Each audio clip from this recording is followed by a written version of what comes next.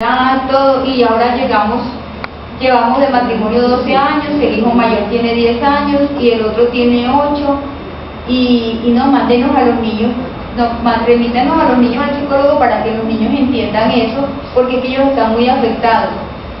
Yo no, ya yo sé que nunca va a cambiar y que va a ser así. Ya que ni siquiera están pensando en hacer un corte a esa violencia, en ponerle un alto, sino que en la preocupación por los hijos buscan ese psicólogo.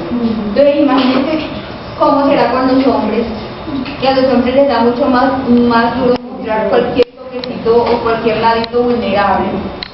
Es mucho más difícil que visiten ese psicólogo y que entiendan o acepten que un otro les va a mostrar realidades que ellos saben, porque es que siempre saben, todos saben pero no la reconocen. Siempre saben que tienen un nivel alto de agresión, siempre saben que tienen descontrol de la ira, siempre saben que tienen problemas de drogadicción, siempre saben que tienen problemas de alcoholismo, pero no lo admiten. Lo que pasa es que yo nada más, ella en la pelea es porque yo los sábados me emborracho. Pero resulta que esa emborrachada de solo el sábado incluye el gasto de todo lo que trabajé en la semana. Entonces de pronto ya no le está ni siquiera cuidando el hígado a usted, señor. A ella no le está cuidando el bolsillo, porque es que ese dinero con el que usted se embriagó, que trabajó toda la semana, es el alimento del resto de la semana de esos niños que a ella sí le están reclamando y que quiere permanentemente en la casa.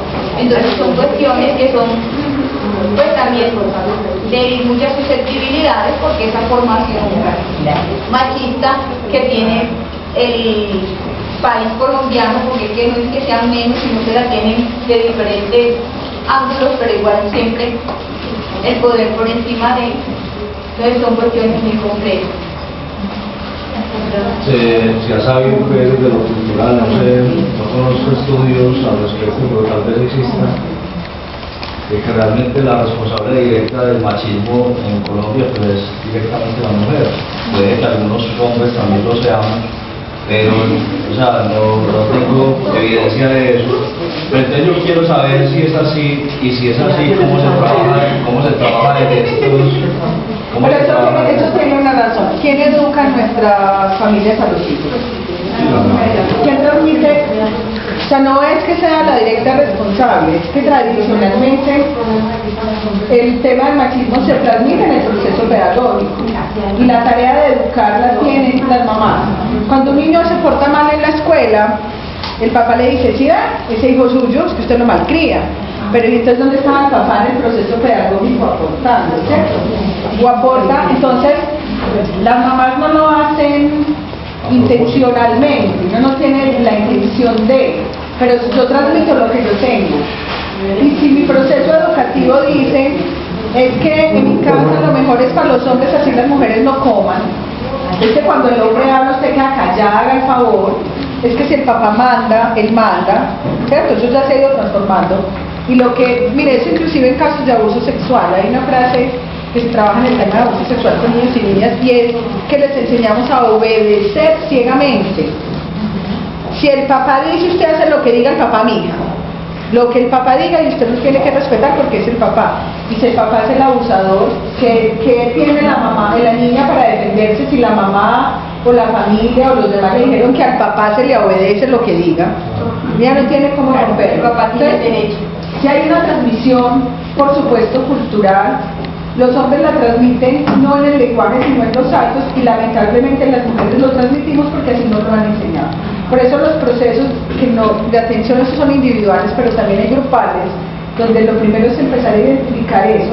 Es tan simple, una mamá llega y dice, mi esposo es un vago, doctora, yo peleo con él todo el día porque él llega, me deja la ropa tirada, no me colabora ni siquiera en lavar el plato, quiere que yo haga todo, la sirvienta. Y entonces uno hace el balance familiar y le dice, tú tienes 2 hijos, ¿cómo funcionan en la casa, la dinámica familiar? No, los 2 niños son muy juiciosos, estudian, eso sí, el sábado el niño que duerma, ay, qué pesar, y la niña se levanta conmigo a barrer, a trapear y a lavar los baños. Entonces uno les hace la devolución, bueno, y ese niño va a ser otro vago igual que tu marido, porque tú no le estás enseñando a ser corresponsable en el hogar y la única que tiene las tareas es la mujer. Entonces hay que empezar a deconstruir, pero no lo transmitimos intencional, lo transmitimos porque somos las que transmitimos los procesos pedagógicos, las mamás son las que educan, cuando los hombres están ausentes y tradicionalmente estaban generando el ingreso para proveer económicamente el hogar, y ellos se desentendían totalmente del proceso educativo. Los hijos malcriados eran hijos de esa mamá, no de él. Hoy quizás ya estamos transformando y las mujeres y hombres han ido dando un paso y los hombres a involucrarse más. Vamos a tener que dejar hablar a la doctora Lilia. Pero el asunto es muy profundo. Yo lo veo en un contexto, pues de pronto comparto mucho con psicólogos, pero el asunto es muy profundo. Yo no soy feminista, primero le decía claro. Ese tema, porque cuando hablamos de violencia familiar y decimos que el 90% de los casos de violencia familiar, las víctimas son niños, niñas y mujeres, entonces la gente dice, no, este cuento no, es que hay mujeres muy escandalosas. No es que llega borracho y se pone a pelear y tergiversamos el asunto. No es que ya le perdió, el problema es que eres una persona que está incumpliendo esa relación familiar, llegando embriagado a la casa donde sus hijos. ¿Cierto? Y exigimos lo contrario. El asunto es muy profundo porque no solamente es en Colombia. En todas las culturas, en la gran mayoría de culturas y de religiones, entonces no es un asunto solamente de la religión católica, en todas las religiones y las culturas vamos a ver cómo la mujer ha tenido unas cargas muy distintas, ¿cierto? Entonces si vamos a los musulmanes, vemos cómo los musulmanes hacen hasta la ablación, pero si vamos a los chinos, vemos cómo en China, allá surgió el primer lenguaje de mujeres, solo de mujeres, y ese lenguaje, son como están decorados sus abanicos, sus vestidos, sus gorros, porque ellas no podían hablar con otras personas, y la forma de comunicación entre mujeres era con ese lenguaje femenino, con símbolos.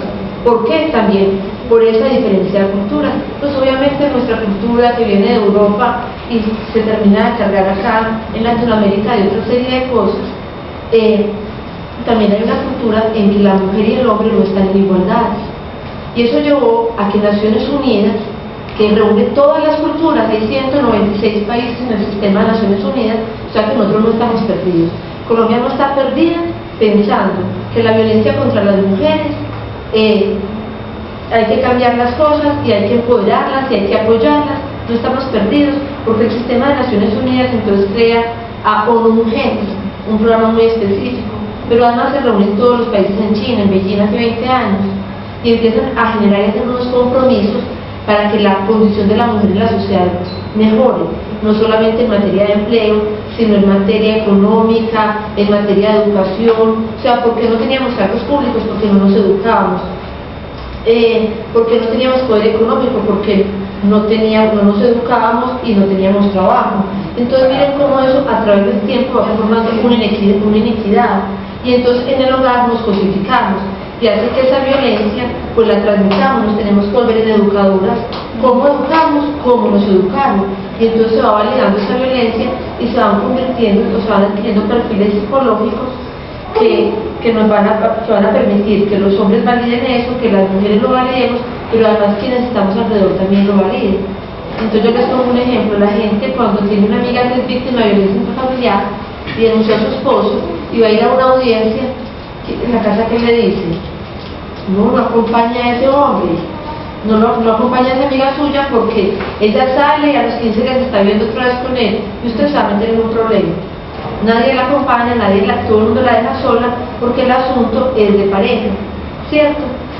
Entonces ahí vamos con un asunto muy importante, que es que también hacemos acompañamiento psicológico a las audiencias, porque entonces cuando el agresor vaya, pobrecito, usted le dañó la hoja de vida, le dice a las suegras que usted es muy escandalosa y el resto de personas, los amigos, pero ¿cómo lo vas a hacer por ella? Dañarle la hoja de vida y meterlo a la cárcel. En estos días nos denunciaron a un señor Marcena y lo primero que yo hice fue escribir al SENA a pedir, porque él es un señor poderoso allá, entonces muy seguramente esta niña iba a tener consecuencias con su empleo. Entonces les escribí y les conté todo el asunto. ¿Por qué? Porque iba a venir, ¿cómo le va a hacer perder ese empleo? Y es como le hizo perder la vida. O sea, frente a la mujer hay una cantidad de prejuicios que uno dice que le está pasando a los hombres en este país. Y muchos hombres que trabajan con nosotros repiten lo mismo, ¿qué le está pasando a los hombres? Yo traigo un asunto pues, como muy personal. Mi mamá tiene 87 años y ve las noticias siempre y me dice que le está pasando a los hombres porque le pega tanto a las mujeres y a los niños. ¿Cierto? ¿Qué está pasando en la sociedad? Porque uno dice, las cifras de la Fiscalía lo dicen. No solamente en violencia intrafamiliar, en inasistencia alimentaria.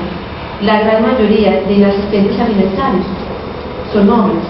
Pero vámonos a otro delito, a desaparición forzada. ¿Quiénes buscan a sus hijos en la Fiscalía?